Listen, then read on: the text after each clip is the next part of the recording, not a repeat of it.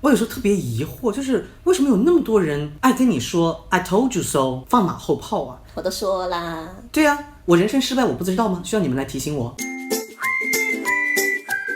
我觉得是情商很低的人才能干得出来这种事情，就在人家还在很痛苦的那个过程之中跑过来说，我早就跟你说啦，你看你都不听我的，你不听我的，你吃亏了吧？你看现在衰了吧？眼皮割坏了吧？但凡作为一个善良的人，你怎么可能在人家的伤口上再撒一盘盐呢？我觉得 I told you so 这种话呢，只能是用在很小的小事上面，告诉他这个柠檬味的牙膏超辣，你真的不要买，结果他买了，然后辣的不行，这个时候你可以说 I told you so， 就有点搞笑。对，虽然是看你笑话，但是呢，其实这个对你的伤害不大。对，你自己有可能也可以笑得出来。那种就是人生失败、做生意失败，或者说就分手遇到渣男，让你说你看吧，我就跟你说，张就叫你不要跟他在一起。你说，对啊，你哪位？你真的是。对啊，而且他可能前面真的没说过。对，就像很多人就会意念会觉得自己回了微信一样。马后炮分两种，一种是真的像咱们刚聊的那种，就纯恶意、纯爱看笑话，这是一类；但其实也有一类是真好心、真善良、真为你好，对，真的爱你。这种真正爱你的人呢，也不能说随时随地就打响这个马后炮，要选对的时机。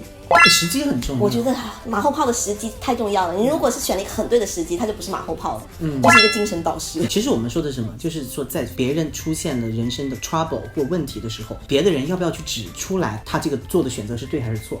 不是说我们不能去指出人家做了错的选择，而是他已经做了错的选择，承担了后果以后，你还要去说你的目的是什么？对，你是想要让他觉得说他的人生更失败吗？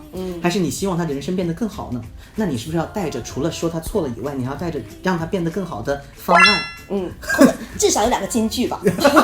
其实我也遇到过，真的就是这些前辈，他们都很聪明，他们不会在我就是失败的当下来说。但是到我事后，我自己主动提起，就说那一件事情我做得非常后悔。他说，其实我对你这件事情有个建议，我也很关注你这件事情。我已经忍不住要鼓掌了。对，这是情商得多高的人对啊，这个蔡康永吧，有卖过情商课的，真的是这样子说的话，你怎么可能不听得进去呢？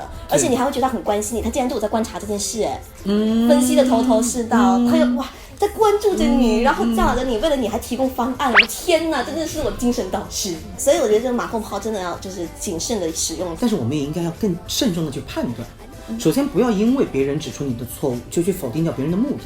当你发现他的目的背后带着方案，带着更多的善意，我觉得我们也不用把人家想象的就是来看我笑话的，但前提是他说的东西要真的有用，或者说他得包装的好听一点，像比如说你刚说的是建议，对，不能跟我说忠告，我不需要你给我忠告，对，我也不需要你给我一些教导。有些人就是太爱给人忠告了，我现在给你一个忠告，不要给人忠告。